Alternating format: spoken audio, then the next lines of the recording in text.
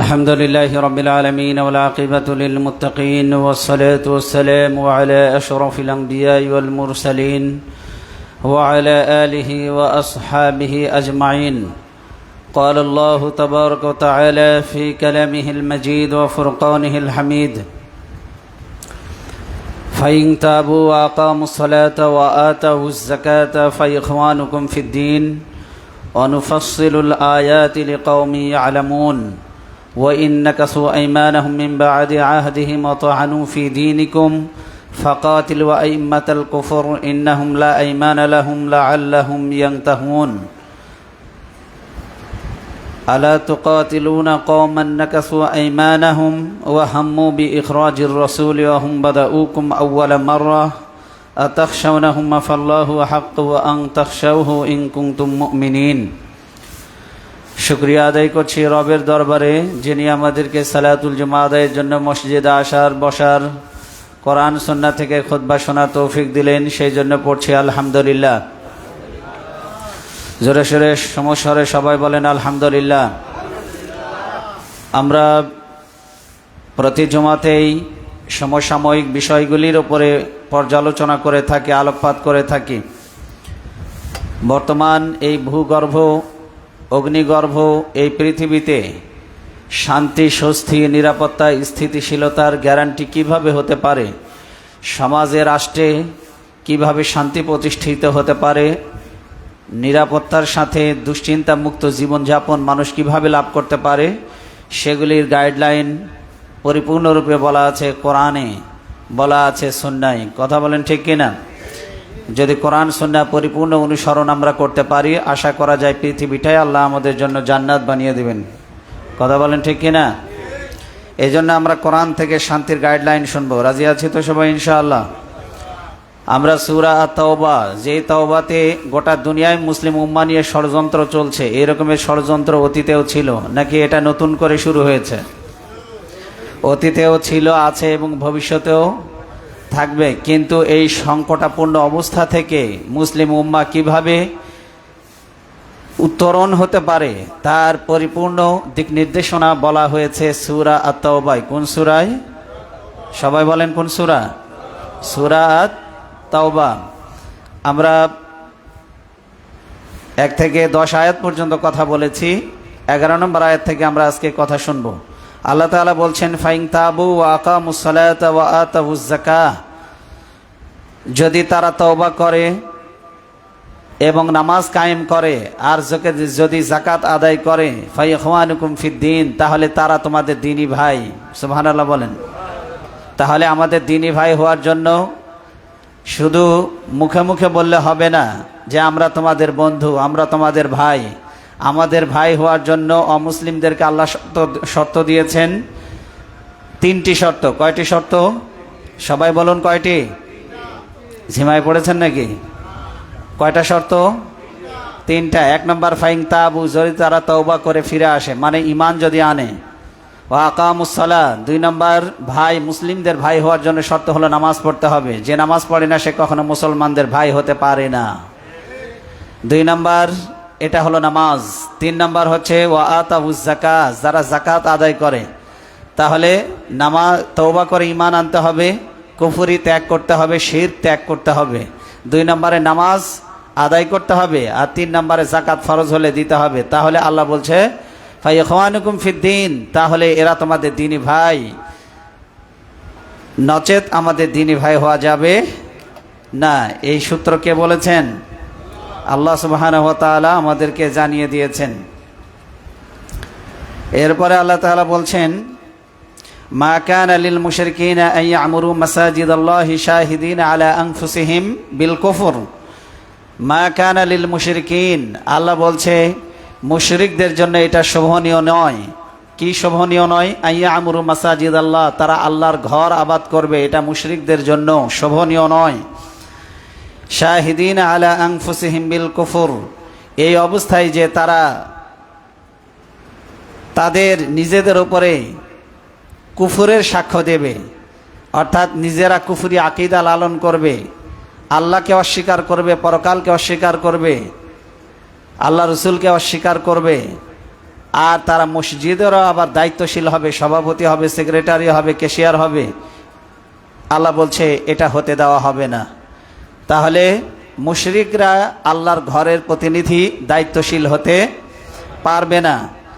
আল্লাহ বলছেন মুশরিকদের কোনো অধিকার নেই যে তারা নিজেরাই যখন নিজেদের কুফরি সাক্ষ্য দিচ্ছে তখন তারা আল্লাহর ঘরের তত্ত্বাবধায়ক হতে পারবে না, যখন তারা নিজেরাই নিজেদের কুফরির সাক্ষ্য দিচ্ছে। তাহলে মসজিদের দায়িত্বশীল হতে গেলে 1 নম্বর ইমানদার হতে হবে। কি হতে হবে? ইমানদার ছাড়া মসজিদের দায়িত্বশীল হওয়া যাবে না। কেন যাবে না? আল্লাহ বলেন উলাইকা হাবিতাত আমালুহুম, কারণ মসজিদের খেদমত করা নিশ্চয়ই ভালো কাজ, কিন্তু আল্লাহ বলেন কুফরির কারণে তাদের জীবনের সমস্ত নেক আমল বরবাদ হয়ে গেছে। কি হয়ে গেছে? বরবাদ হয়ে গেছে। অফিন্নারিহুম খালিদুন, আর এই কুফরির কারণে তারা চিরকাল জাহান্নামের আগুনে থাকবে। তাহলে যারা কুফরি করবে এদের 1 নম্বরের পরিণাম হচ্ছে যে তারা জাহান্নামের আগুনে থাকবে। কতদিন? বলেন কতদিন থাকবে? চিরকাল তারা জাহান্নামের আগুনে জ্বলবে যদি কেউ কুফরি অবলম্বন করে। আল্লাহ বলেন মসজিদের দায়িত্বশীল হওয়ার জন্য এই গুণগুলি থাকতে হবে। ভালো করে খেয়াল করুন, শুনতেছেন? মসজিদের দায়িত্বশীল হওয়ার জন্য কি গুণ থাকা লাগবে সেটা আল্লাহ মসজিদের দায়িত্বশীলদের গুণাবলী সূরা আত-তাওবায় তিনি বলে দিয়েছেন। আয়াত নম্বর মনে রাখুন, 18। আয়াত নম্বর, সবাই বলুন আয়াত নম্বর মনে থাকবে। ইন্নামা ইয়ামুরু মাসাজিদ আল্লাহ, মসজিদের আল্লাহর ঘরের আবাদ তারাই করবে মান আমানা বিল্লাহ, 1 নম্বরে যারা আল্লাহকে বিশ্বাস করে। 1 নম্বরে কি? এখন মসজিদে অনেক মসজিদের দায়িত্বশীল আছে নাস্তিক, টাকার গরমে শুধুমাত্র মসজিদের দায়িত্বশীল হয়ে বসে আছে। আছে না নাই? আল্লাহকেই বিশ্বাস করে না, কমিউনিস্ট, কিন্তু মসজিদের সভাপতি, মসজিদের সেক্রেটারি হয়ে বসে আছে। সমাজের সবচেয়ে নিকৃষ্ট মানুষ, সমাজের সবচেয়ে নিকৃষ্ট কীট, এরা হলো মসজিদের এখন দায়িত্বশীল। অনেক মসজিদে আছে না নাই? আছে। এরপরে আল্লাহ বলছেন ওয়াল ইয়াউমিল আখির, 2 নম্বরে পরকালকে যারা বিশ্বাস করে। তাহলে মসজিদের দায়িত্বশীল হওয়ার জন্য আল্লাহকে বিশ্বাস করতে হবে, পরকালকে বিশ্বাস করতে হবে। ও আকামাস সালাহ, নামাজ নিয়মিত আদায় করবে। নিয়মিত নামাজ আদায় করা লোক মসজিদের দায়িত্বশীল, কম না বেশি? মসজিদের সদস্য হয়ে বসে আছে, নামাজের ধারে কাছেও নাই। শুক্রবারের দিন আসে, দায়িত্ব শেষ। আছে না নাই? অনেক মসজিদের খবর জানি, সভাপতি সেক্রেটারি মাসেও 1 দিন আসে না। আছে না নাই? নামাজ পড়ে না। এই সমস্ত বেয়াদবদেরকে মসজিদ থেকে বরখাস্ত করতে হবে। সাধারণ নামাজি মুসল্লিরা নির্ধারণ করবে কে মসজিদের তত্ত্বাবধায়ক হবে, আর এখন সুদখোরেরা নির্ধারণ করে মসজিদ চালাবে কে। ঘুষখোরেরা নির্ধারণ করে। জনগণের টাকা চোর, ভিআইপি চোর, এগুলো হলো ভিআইপি চোর। এই চোরেরা এখন নির্ধারণ করে মসজিদে ইমামরা কি বলবে আর না বলবে, ঠিক কিনা?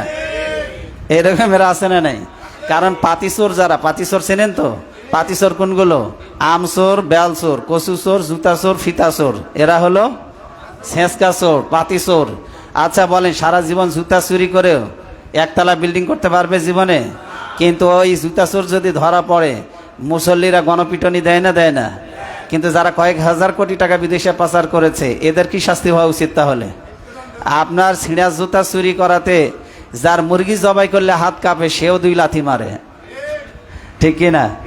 তাহলে জনগণের যে 1000 কোটি টাকা চুরি করলো, তারে তো ভিআইপি রাস্তায় বাইতুল মোকাররম গেটের সামনে জনতার হাতে তুলে দেওয়া উচিত, ঠিক কিনা?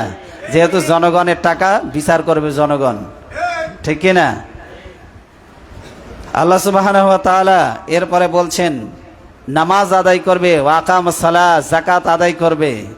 নামাজ অনেকে আছে নামাজ পড়ে, 5 ওয়াক্তের জায়গায় 10 ওয়াক্ত পড়ে, সালাতুদ দুহা পড়ে, তাহাজ্জুদ পড়ে, 5 ওয়াক্ত পড়ে, সালাতুত তওবা পড়ে, কিন্তু যাকাত আদায়ের বেলা নাই।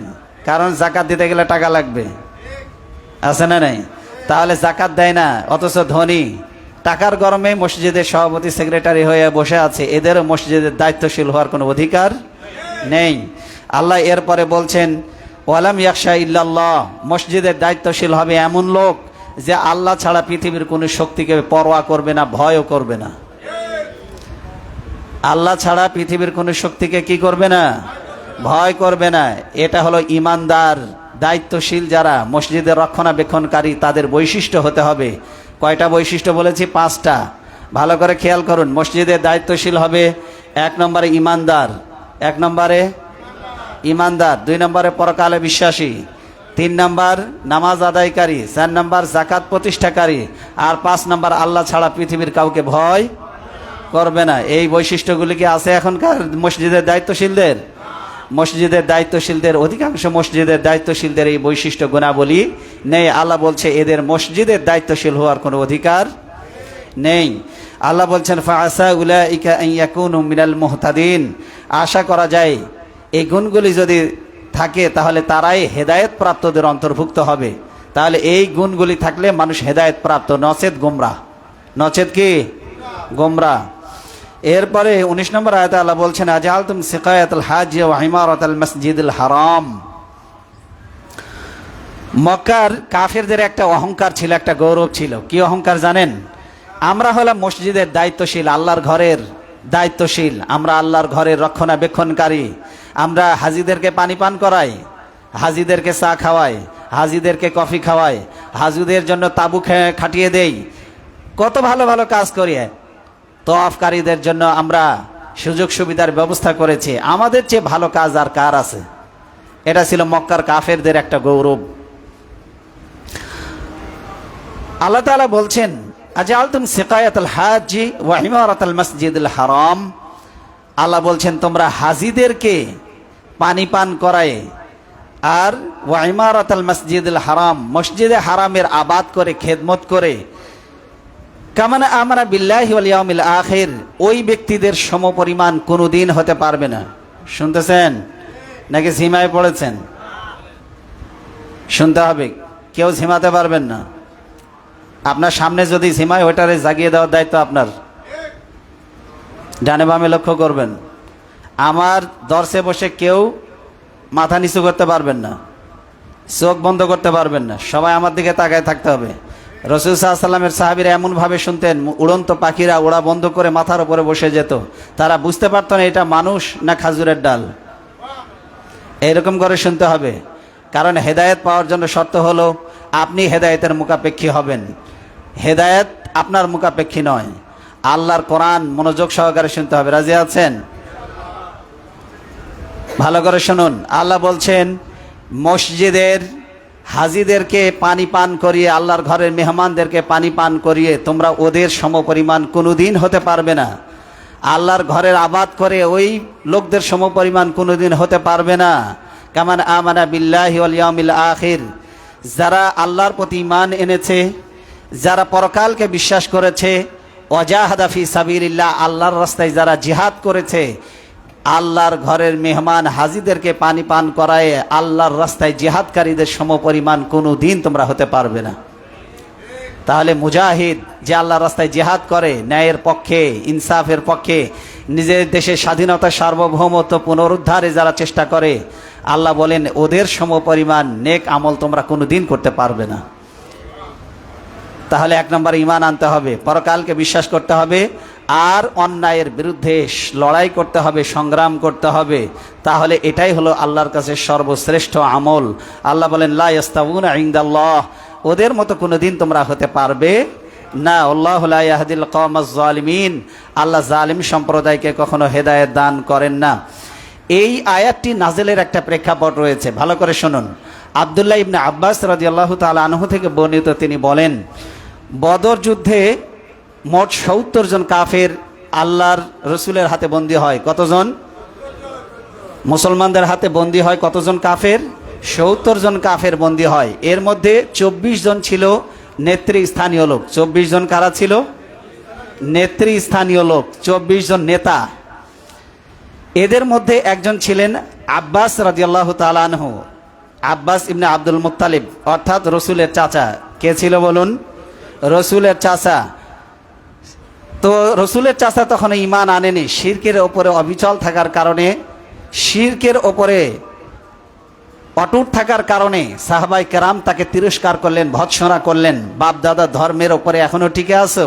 লাত, মানাত, উজ্জা, হুবল, ইয়াগুস, ইয়াউক, নাসার, ওয়াদ, সুয়া, ইসাফ, নাইলা, এই সমস্ত মূর্তিদের এখনো পূজা করো, যারা নিজেরা উপকারও করতে পারে না, অপকারও করতে পারে না, যারা নিজেরা ক্ষতিও করতে পারে না, কল্যাণও করতে পারে না, যাদের জীবন নাই, এই সমস্ত মাটির পূজা তোমরা করো, দেবদেবীর পূজা করো। এভাবে তিরস্কার করছিলেন আব্দুল্লাহ ইবনে আব্বাসকে।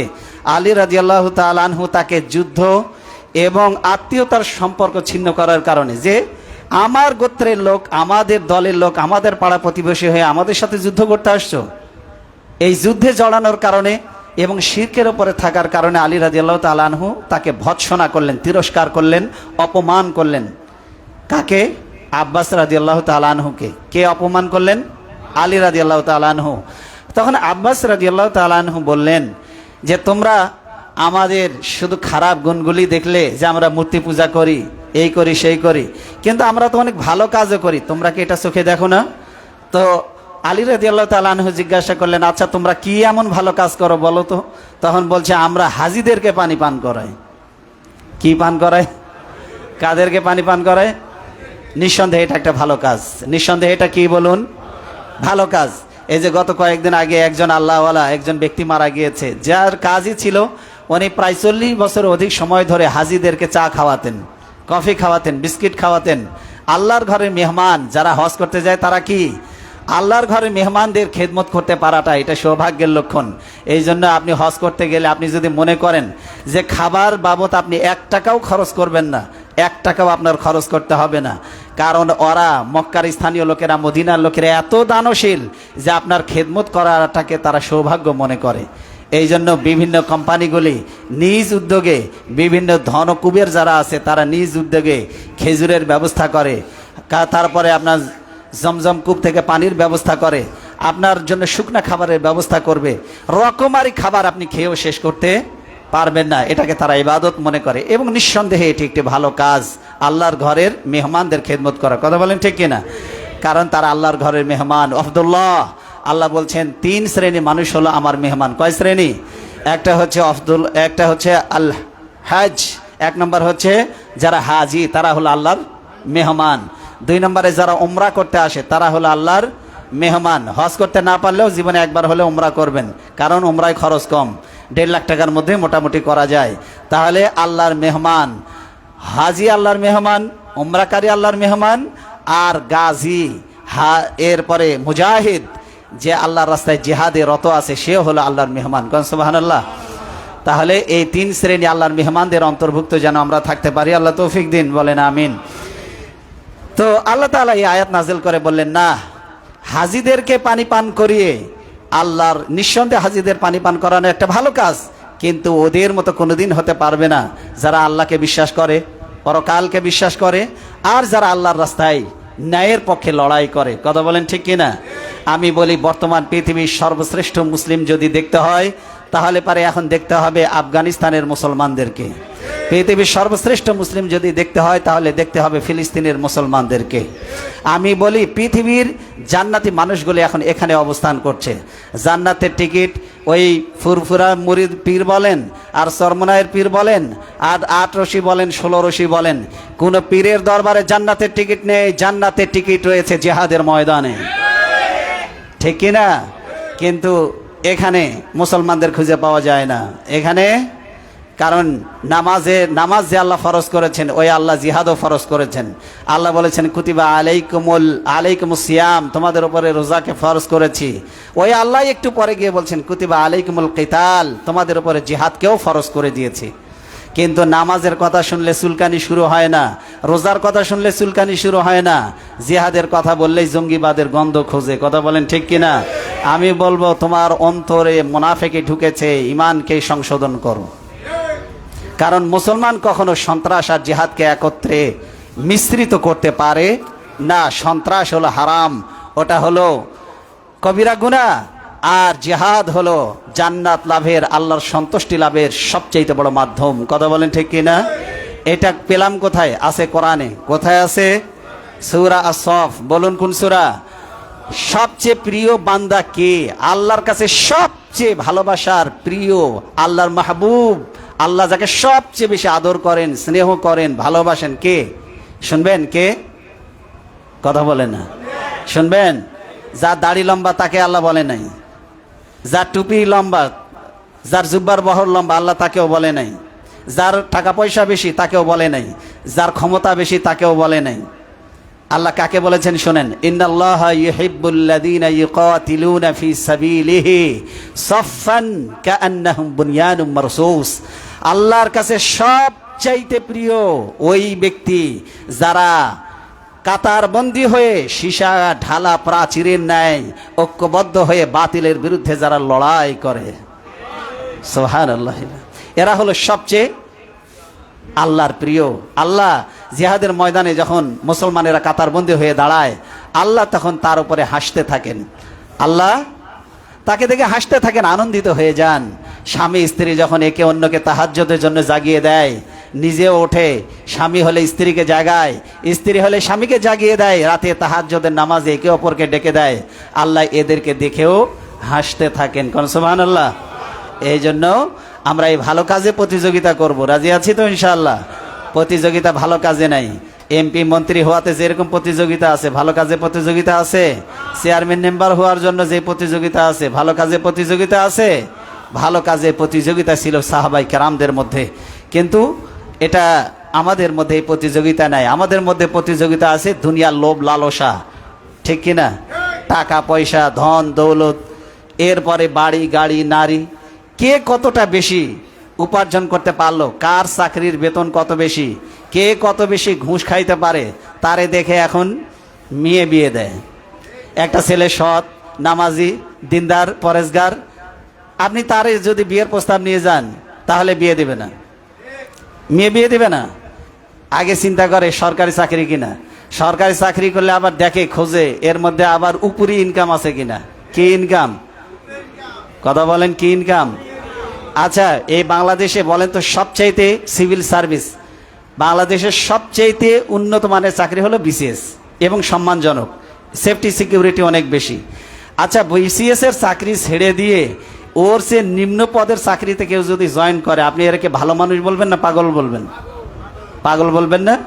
কিন্তু এই পাগল সেই পাগল না, এ হলো জাতে মাতাল তালে ঠিক। গত কয়েকদিন আগে বাংলাদেশের এই যে সিভিল সার্ভিস কমিশনে যোগদান করেছে একজন 41তম বিসিএস ক্যাডার হয়ে যোগদান করেছে, সেই চাকরি ছেড়ে দিয়ে ওর চেয়ে নিম্নমানের চাকরি সাব রেজিস্ট্রারে যোগদান করেছে। ভূমি অফিস, বুঝেন তো, সাব রেজিস্ট্রার ঘুষের আতুর ঘর, ঘুষের জন্ম দেয় ওখান থেকে মনে হয়, সবচেয়ে বেশি ঘুষ লেনদেন হয় ওই জায়গাতে। এই সাব রেজিস্ট্রারে জয়েন করেছে। সাব রেজিস্ট্রার তো খুব উন্নত মানের চাকরি নাকি, কিন্তু মাশাআল্লাহ প্রতিদিন মনে হয় একজন 2-4 লাখ টাকা করে পকেটে নিয়ে যায়। তাহলে ও বিসিএস এর চাকরি ছেড়ে দিয়ে ঢুকলো কোথায়? সাব রেজিস্ট্রারে। কেন? কারণ ওখানে বাম হাতের ইনকাম আছে। কয়েকদিন আগে এক চোর ধরা পড়েছে, জানেন তো, মাথা ন্যাড়া করে এখন বিদেশ পাড়ি জমা দিয়েছে। এই জন্য বলি, হারাম যত সম্পদের মালিক হন না কেন, হারাম আপনাকে একদিন ভোগাবে। হারাম কোনোদিন শান্তি দিতে পারে, শেষ পরিণতি হলে অপমান, জিল্লতি আর গঞ্জনা ছাড়া এই পৃথিবীতে হারাম উপার্জন কেউ কোনোদিন শান্তিতে থাকতে পারে নাই। আমি বলবো হালালে বরকত, হারামে কোনোদিন বরকত হয় না। হারামে বরকত, আরে ভাই কথা বলেন না কেন? হারামে যদি বরকত হতো তাহলে কুত্তার বাচ্চা বেশি হতো। এখন বলেন কুত্তার বাচ্চা বেশি না গরুর বাচ্চা বেশি? এই যে এত কুরবানি দিলাম আমরা, এরপরে গরু কমতি আছে? কিন্তু এই যত গরু কুরবানি দিলাম, এই পরিমাণ কুত্তা যদি জবাই করা হতো, কুত্তা থাকতো আর একটাও দেশে? কিন্তু কুত্তার বাচ্চা বেশি হয় না গরুর বাচ্চা? কুত্তার বাচ্চা হয়, জন্ম নিয়ন্ত্রণ নাই, প্রতি বছর হয় 8টা-10টা করে হয়। ওই পরিমাণ যদি বাঁচতো, যেই পরিমাণ কুত্তার বাচ্চা হয়, পায়ে পায়ে খালি বাড়ি লাগতো। কথা বলেন ঠিক কিনা? কিন্তু কুত্তার বাচ্চা যে হারে হয় ওই হারে মরে, ঠিক কিনা? হারামখোর যারা, এদের ছেলে মেয়ে একটাও ভালো হয় না দেখবেন। কারণ হারামখোরের ছেলে মেয়ে হারাম রক্ত দিয়ে ভালো সন্তান তৈরি হয় না, হবে না। কারণ কি? কারণ শুনুন, কারণ হারামের এমন একটা প্রভাব, বড় লোকের ছেলে মেয়ে কিন্তু নেকেট পোশাক পরে, বুঝবেন এই বড় লোক হলো হারামখোর বড় লোক। কিভাবে? ভালো করে শোনেন। আদম আলাইহিস সালাম যখন জান্নাতে ছিলেন তখন আল্লাহ নিষেধ করেছিলেন, ইয়া আদম উসকুন আনতা ওয়া যাওজুকাল জান্নাহ ওয়ালা তাকরাবা হাযিহিশ শাজারাতা ফাতাকুনা মিনাজ জালিমিন। আল্লাহ আদম আলাইহিস সালামকে বললেন যে তুমি এই জান্নাতে তোমার স্ত্রীকে নিয়ে বসবাস করো, আর ভুল করেও ওই গাছের কাছে যেও না। শুনতেছেন কথা? ওই গাছের কাছে যেও না। যেখানে খুশি সেখানে যাও, যা খুশি তাই ভক্ষণ করো, কিন্তু গাছের কাছে ইবলিস শেষ পর্যন্ত ধোঁকা দিয়ে আদম এবং হাওয়া আলাইহিস সালাম তাদের পদস্খলন ঘটিয়ে দিলেন। আদম এবং হাওয়া আলাইহিস সালামের কি করলেন?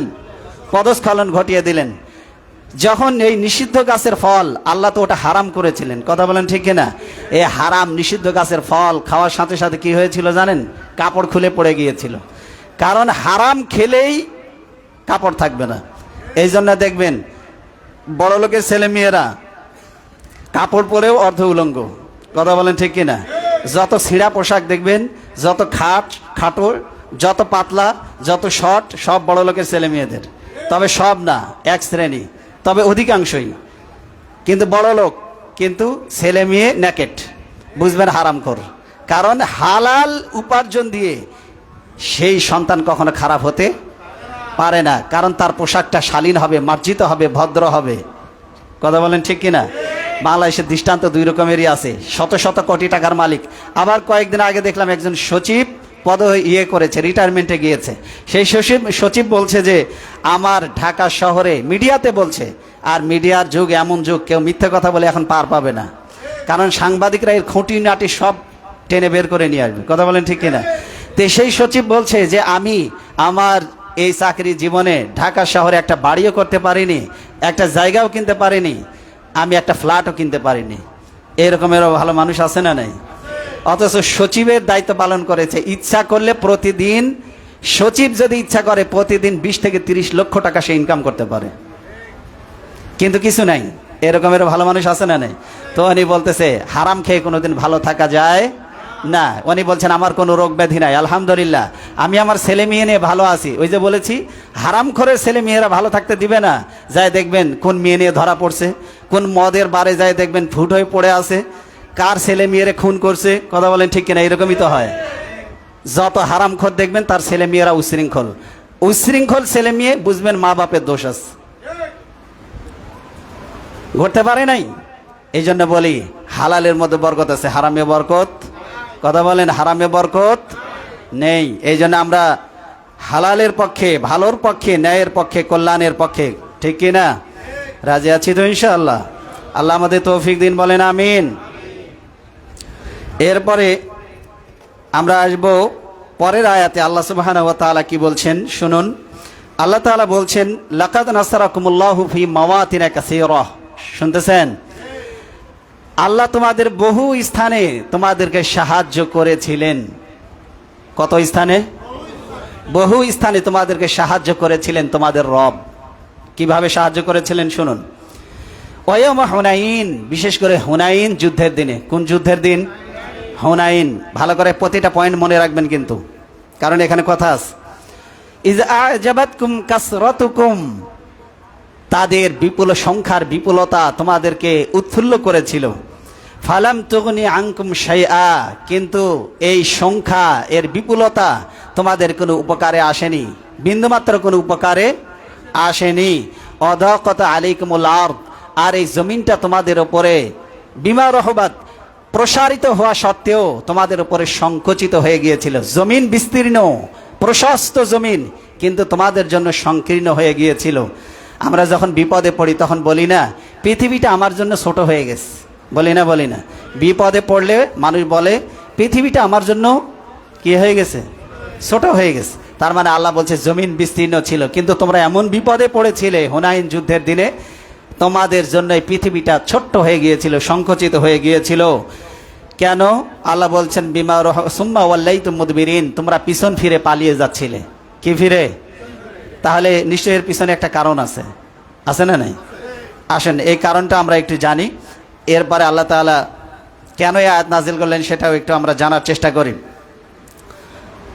রবি ইবনে আব্বাস তিনি এই ঘটনাটা বর্ণনা করছেন, ভালো করে শুনুন। এটা মূলত হুনাইন যুদ্ধের দিকে ইঙ্গিত করা হয়েছে। আরবের দুইটা বিশ্বাসঘাতক গোত্র ছিল, একটা হলো এবং তীরন্দাজ, তীর নিক্ষেপে পারদর্শী ছিল এই দুইটা গোত্র। একটা ছিল হাওয়াজিন। কি গোত্র ছিল? সবাই বলেন। আর একটা ছিল বনু সাকিফ। কি গোত্র? বনে হাওয়াজিন এবং বনে সাকিফ গোত্র। তো এরা কি করলো?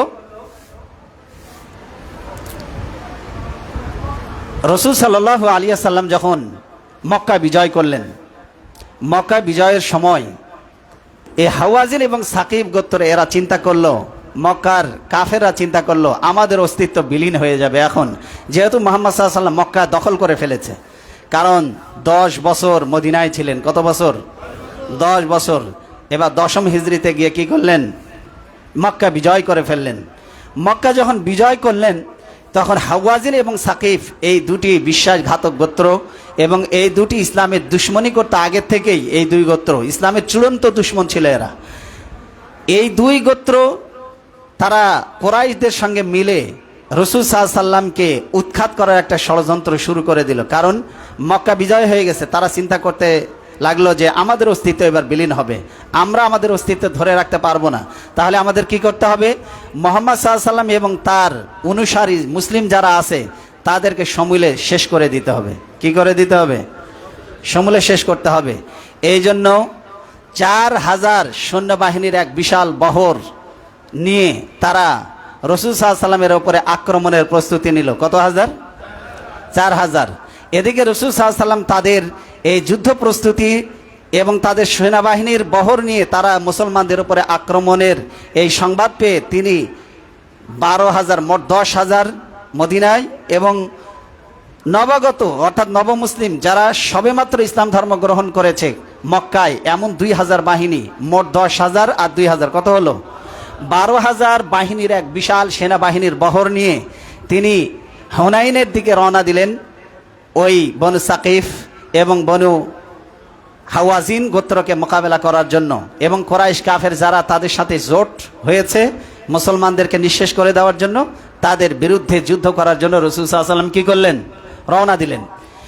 এদিকে মুসলমানদের এত বড় সেনাবাহিনীর বহর এর আগে আর কখনো হয়নি। সেনাবাহিনীর বহর কত? 12,000। কত বলেন? কত হাজার? 12,000 কি কম নাকি? ওদিকে কত? কাফেরদের কত? এই প্রথম মুসলমানদের সংখ্যা বেশি আর কাফেরদের সংখ্যা, কিন্তু এর আগে যত যুদ্ধ হয়েছে সবগুলোতে মুসলমানদের সংখ্যা কম, কাফেরদের সংখ্যা বেশি। জেনে রাখবেন, মুসলমানেরা কোনোদিন সংখ্যা দিয়ে বিজয় অর্জন করতে পারেনি। মুসলমানেরা বিজয় অর্জন করেছে আল্লাহর উপরে ভরসা করে। কিসের উপরে ভরসা করে? বদরের তাকায় দেখেন 313 জন মোকাবেলা করেছে 1000-এর বিরুদ্ধে। তাহলে প্রথম জিহাদি শুরু হয়েছিল কম সংখ্যা দিয়ে, কিন্তু বিজয় হয়েছে কারা? মুসলমান বিজয়ী হয়েছে। তো ইতিহাস ঘাটলে এটাই দেখবেন আপনি। আল্লাহ তাআলা বলছেন কামিং ফিয়াতিন কালিলাতিন গালাবাত ফিয়াতিন কাসীরাতান বিইজনিল্লাহ, যুগে যুগে অল্প সংখ্যক লোকদেরকে আমি বেশি সংখ্যক লোকদের উপরে বিজয় দান করেছি। সুবহানাল্লাহ। মুসলমানদের অস্ত্র আছে কি নাই? আধুনিক অস্ত্র আছে কি নাই? আল্লাহর কাছে এটা কোনো ফ্যাক্টর না। আল্লাহর কাছে ফ্যাক্টর হলো ময়দানে তোমরা নেমেছো কিনা, এটা আল্লাহ দেখতে চান। ময়দানে যদি কেউ নেমে যায় আল্লাহর উপরে ভরসা করে, তার হাতে যাই থাকুক না কেন, একটা পাথর নিক্ষেপ করলে ওটাকে অ্যাটম বোমা বানিয়ে আল্লাহ নিক্ষেপ করবেন। বুঝতে পেরেছেন? আপনারা এই যে সিটকা, এই যে পাখি মারে যেটা টেনে, ওটাকে কি বলে? খুড়কি? উল্টি না গুলটি? আচ্ছা, গুলটি। এই যে গুলটি মারবেন, ওটা বন্দুকের নলের ভিতর দিয়ে যে গুলি বের হয় না, ওইটা এক একটা গুলি হয়ে কাফেরদের উপরে আঘাত হানবে। আপনি যদি আল্লাহর উপরে ভরসা করে যদি এক মুঠ বালি নিয়েও যদি ময়দানে নেমে যদি নিক্ষেপ করেন, বিশ্বাস করেন আল্লাহর উপরে সেই ভরসা যদি থাকে, আল্লাহ ওটাকেই পারমাণবিক বোমা বানিয়ে কাফেরদের উপরে ফেলবেন। আপনি বলবেন হুজুর এটা বলেন কি? তাহলে এটা কি সম্ভব নাকি আদৌ? আজার ভাই, এটা সম্ভব। কারণ এমন কিছু জিনিস আছে এটা আপনার আমার মাথায় কখনোই ঢুকবে না। আল্লাহ তাআলা কি বলছেন? ফালাম তাকতুলুহুম ওয়ালাকিন্নাল্লাহ ফালাম তাকতুলুহুম, তুমি ওদেরকে হত্যা করনি, ওয়ালাকিন্নাল্লাহ কাতালাহুম, বরং আল্লাহ নিজে হাতে ওদেরকে হত্যা করেছে। তা আল্লাহ কি লড়াইয়ের ময়দানে এসে কি নিজে জিহাদ করছে? তা আল্লাহ বলছে তুমি ওদেরকে হত্যা করনি, আমি আল্লাহ হত্যা করেছি। তার মানে পরোক্ষভাবে আল্লাহ সাহায্য আছে না নাই? আপনি দেখেন আল্লাহ রসুল যখন মদিনায় হিজরত করে যখন চলে যাচ্ছেন, কাফেরেরা চতুর্দিকে দাঁড়ানো, এটা কি জানেন না? আপনারা জানেন না? বাড়ি চতুর্দিকে ঘেরাও করে ফেলেছে। মুহাম্মদ সাল্লাল্লাহু আলাইহি ওয়াসাল্লামকে কি করবে? বলেন কি করবে? হত্যা করবে। আচ্ছা বলেন, চতুর্দিকে ঘেরাও করে ফেলেছে দুর্ধর্ষ বাহিনী, বের হওয়ার আর কোনো পথ আছে? কিন্তু মুহাম্মদ সাল্লাল্লাহু আলাইহি ওয়াসাল্লাম বের হলেন কিভাবে? অমা রমাইতা ইজ রমাইতা ওয়ালাকিন্নাল্লাহ রমা, শুধু এক মুষ্টি বালি নিয়ে শাহাতুল উজুহ বলে 3 বার দম করে বালিটা ছেড়ে দিয়েছেন। আল্লাহ বলছেন, ও নবী, তুমি তো বালি ছেড়েছিলে, কিন্তু কাফেরদের চোখে চতুর্দিকে গেল কেমনে? তুমি শুধু ছেড়ে দেওয়ার দায়িত্ব পালন করেছো, আর ওটা বাড়ির চতুর্দিকে যত কাফের দাঁড়ানো আছে সবার চোখে চোখে পৌঁছানোর দায়িত্ব আমি আল্লাহ নিজে হাতে গ্রহণ করেছিলাম। এই জন্য বদর সহ যত যুদ্ধে আল্লাহ বলছেন মাওয়াতিনা কাসিরা, বহু স্থানে আমি সাহায্য করেছি। সাহায্য করেছেন বদরে, সাহায্য করেছেন হুনাইনে, সাহায্য করেছেন তাবুকে, সাহায্য করেছেন খন্দকে। কোথায় আল্লাহ সাহায্য করেন নাই? সব জায়গায় আল্লাহ বহু স্থানে সাহায্য করেছেন। করেন না? করেছেন না করেন নাই? এবার দেখেন, আমি যে বলতেছিলাম সংখ্যা দিয়ে মুসলমানেরা বিজয় অর্জন করতে পারে না। আল্লাহ বলছেন ইয়াকুম মিনকুম 20 সাবিরুনা ইয়াগলিবু মিয়াতাইন, যদি 20 জন ইমানদার মুত্তাকি যদি হও, কতজন? মাত্র 20। আল্লাহ বলছেন ইয়াগলিবু মিয়াতাইন, 200 কাফেরের উপরে বিজয় করব। কত কাফেরের উপরে? আচ্ছা, 20 জন যদি 200 কাফেরের উপরে বিজয়ী হয়, তাহলে একজনের মোকাবেলায় কতজন? 10 জন। একজনের মোকাবেলায় 10 জন কাফেরের উপরে বিজয় দিবেন আল্লাহ। কে ওয়াদা করেছেন? আল্লাহ। আচ্ছা, এই যে এই প্রথম মুসলমানদের এখানে পাটি বিছিয়ে দেয় না কেন? দেন একটু, এই যে দাঁড়ায় আছে তো, খেদমত করেন, আল্লাহর ঘরে মেহমানদের খেদমত করেন। এবার দেখেন, এদিকে আপনারা একটু মনোযোগ দেন, আমার দিকে মনোযোগ আছে আপনাদের নাকি ঘুম পাড়তেছেন? আশেপাশে কে ঘুম পাড়লে একটু জাগায় দেন। এখানে এসে ঘুম পাড়া মানে রহমত না, কিন্তু ভালো করে বুঝবেন। অনেকে বলে আল্লাহর ঘর তো রহমত বর্ষণ হয় আর আমি খালি ঘুম পাড়ি। আল্লাহ রহমত না, শয়তান এসে গা টিপে। কারণ তুই কোরআন যাতে শুনতে না পারিস, কারণ কোরআন শুনলে জীবন পরিবর্তন করে দেবে কে? এই জন্য শয়তান ঘুম পাড়ায় দেয় যাতে কোরআন শুনতে না পারিস। এই জন্য মসজিদে এসে যারা ঘুম পাড়ে, বুঝবেন শয়তান গা টিপতেছে। কি টিপতেছে? এখানে ঘুমায় থাকা যাবে না, কথা শুনতে হবে। দেখেন, এই প্রথম মুসলমানদের সংখ্যা বেশি। মুসলমানদের সংখ্যা কি? কোন যুদ্ধ? হুনাইন। কাফেরদের সংখ্যা 4000, মুসলমানদের সংখ্যা 12000। একজন সাহাবী বলে উঠলো, কি বলে উঠলো জানেন? লান নাগলিবাল ইয়াউম, আজকে আমাদেরকে কেউ পরাজিত করতে পারবে না, কারণ আমরা 12000 আর ওরা 4000, সবগুলোর টিপে মেরে ফেলে দিব। 4000 মোকাবেলায় 12000, তার মানে একজনে কয়জন? একজনে 3 জন করে পড়ে, ঠিক না? আচ্ছা বলেন, এবার কি আল্লাহর উপরে ভরসা আছে নাকি সেনাবাহিনীর সদস্যদের উপরে ভরসা চলে গেছে? কারণ সংখ্যায় বেশি, যে সংখ্যার উপরে ভরসা চলে গেছে। আল্লাহ বলছে দেখি কিভাবে বিজয় অর্জন করতে পারো। এবং হাওয়াজিন এবং সাকিব গোত্র, এরাও তীরন্দাজ, দক্ষ যোদ্ধা। তখন মুসলমানেরা এই যে হুনাইনে গিয়ে তারা রাতের বেলা বিশ্রাম করতেছে। ঠিক ফজরের আগ দিক দিয়ে সবাই যখন ঘুমন্ত, বিভোর ঘুমে আক্রান্ত, বিভোর ঘুমে ঘুমন্ত, ঠিক সেই সময় বনি হাওয়াজিন এবং বনি সাকিব গোত্র, আগেই বলেছি এরা তীরন্দাজ, খুব তীর চালনায় পারদর্শী। এরা তখন এলো পাতাড়ি চতুর্দিক থেকে মুসলমানদেরকে ঘেরাও করে ফেলেছে, আর এলো পাতাড়ি তীর মারা শুরু করেছে। মুসলমানেরা দিক বিদিক ভয়ে আতঙ্কে ছুটতে শুরু করে দিয়েছে। কি করতে শুরু করেছে? আতঙ্কে দিক বিদিক দৌড়াদৌড়ি করতে শুরু করে দিয়েছে। আব্বাস রাদিয়াল্লাহু তাআলা আনহু গলার ভয়ে ছিল এমন, আমি মাইকে কথা বলে যত দূর আওয়াজ যাচ্ছে, উনি খালি গলায় আওয়াজ দিলে এর চাইতে বেশি দূরে আওয়াজ পৌঁছে যেত। উনি আল্লাহ নবী সাল্লাল্লাহু আলাইহি সাল্লাম বললেন, তিনি কয়েকজন সাহাবীকে অভয় দিলেন, সাহস জোগালেন, ঘুরে দাঁড়াও। আর আব্বাস রাদিয়াল্লাহু তাআলা আনহুকে বললেন, তুমি আওয়াজ দাও, যারা দিক বিদিক পালিয়ে যাচ্ছে ওদেরকে ফিরে আসতে বলো। উনি বললেন, ইয়া আইয়ুহাশ শাজারা, ওহে গাছের নিচে অবস্থানকারী সাহাবীদের দল, মুজাহিদ বাহিনী, তোমরা কোথায় পালিয়ে যাচ্ছ? আল্লাহর নবী তোমাদেরকে আহ্বান জানাচ্ছেন, তোমরা ফিরে এসো। আল্লাহর নবীর পক্ষ থেকে এই দাওয়াত, এই মেসেজ যখন সাহাবীদের কানে পৌঁছে গেল, যে দৌড়ে পালাচ্ছিল, যে ঘোড়ার পিঠে ছিল, যে উটের পিঠে ছিল, উটের বহর ঘুরিয়ে দিল, ঘোড়ার বহর ঘুরিয়ে দিল, যে পায়ে দৌড়ে পালাচ্ছিল ঘুরে দাঁড়ালো। সবাই এসে আল্লাহর নবীর পাশে চতুর্দিকে তারা আল্লাহর নবীর কাছ থেকে বায়াত নিলেন। আল্লাহর নবী তাদেরকে দীক্ষা দিলেন, আল্লাহর নবী উদ্বুদ্ধ করলেন, আর আল্লাহর কাছে হাত তুলে সাহায্য চাইলেন। কারণ আল্লাহ সাহায্য দরকার আছে না নাই? কারণ এতক্ষণ ভরসা ছিল সৈন্যবাহিনীর ওপরে, এখন ভরসা কার ওপরে চলে গেছে? আল্লাহর নবী হাত তুলে বললেন, ও আমার রব, সাহায্য করো, তোমার সাহায্যের মুখাপেক্ষী। আল্লাহর সঙ্গে সঙ্গে তাফসিরে বিভিন্ন মত পাওয়া যায়। কোন বর্ণনায় এসেছে 5,000, কোন বর্ণনায় এসেছে 8,000, কোন বর্ণনায় এসেছে 16,000 ফেরেশতা আল্লাহ নাজিল করে দিলেন। কত হাজার? 5,000, 8,000, 16,000 ফেরেশতা পর্যন্ত নাজিল হয়েছে।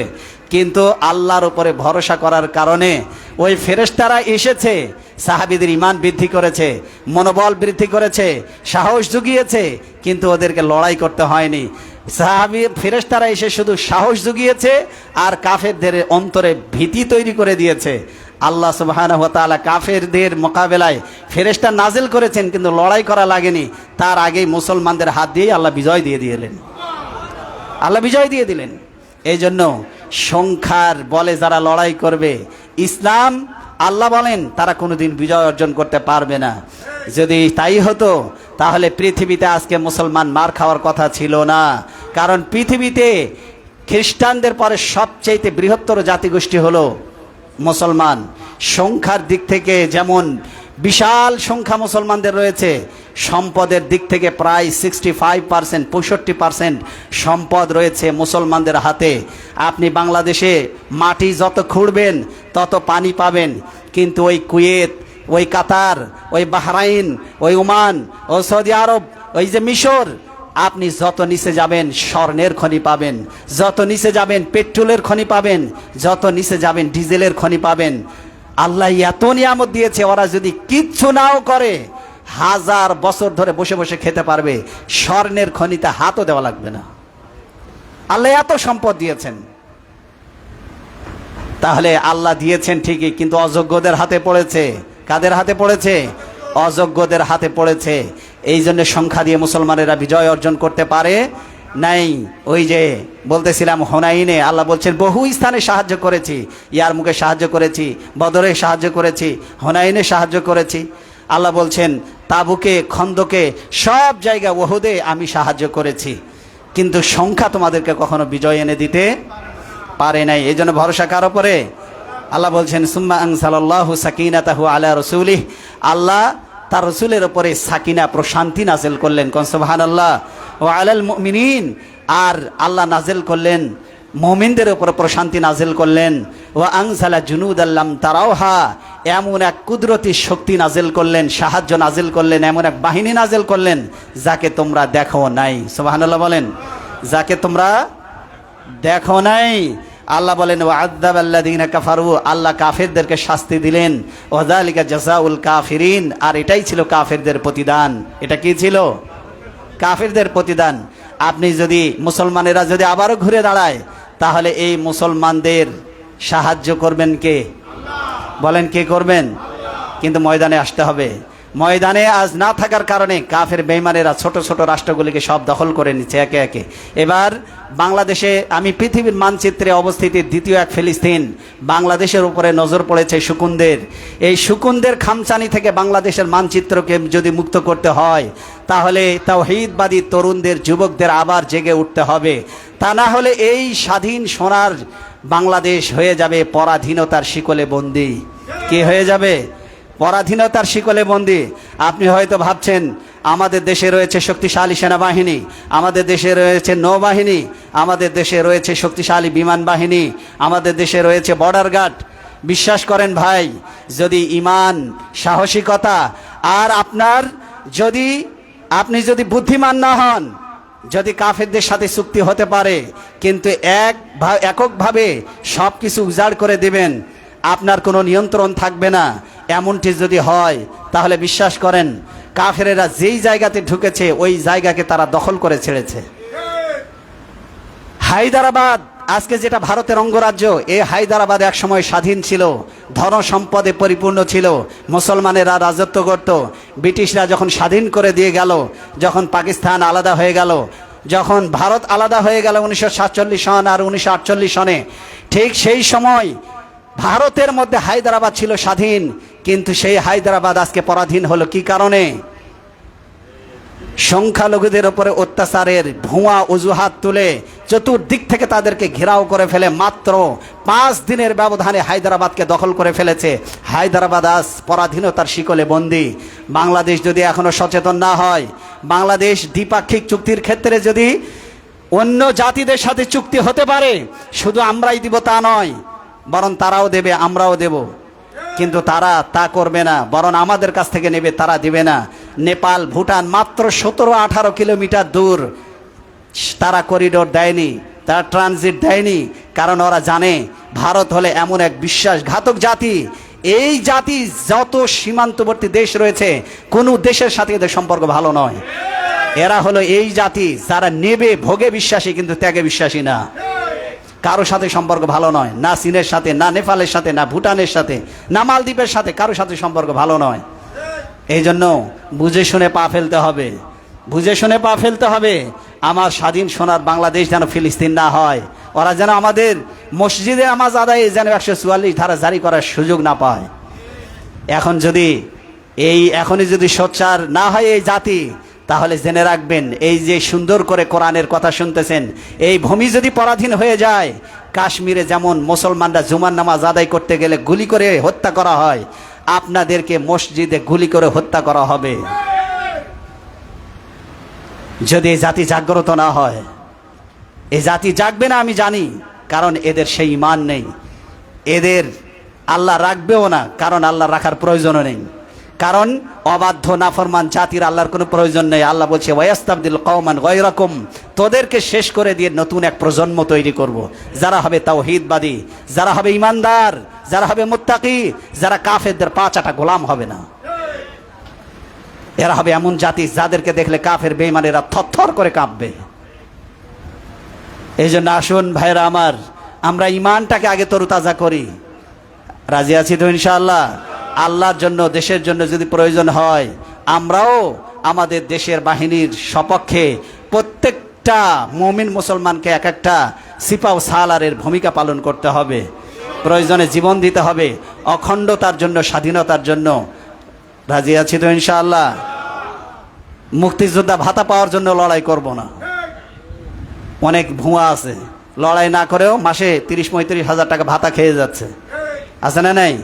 আমরা লড়াই করব স্বাধীন সার্বভৌম দেশের জন্য, আল্লাহর জন্য, ইসলামের জন্য লড়াই করব। আল্লাহ যেন সে তৌফিক আমাদেরকে দান করেন, বলেন আমিন। হাযা মা ইনদি ওয়াল ইলমু ইনদাল্লাহ আলাইহি তাওয়াক্কালতু ওয়া ইলাইহি উনীব। কাতার সোজা করি।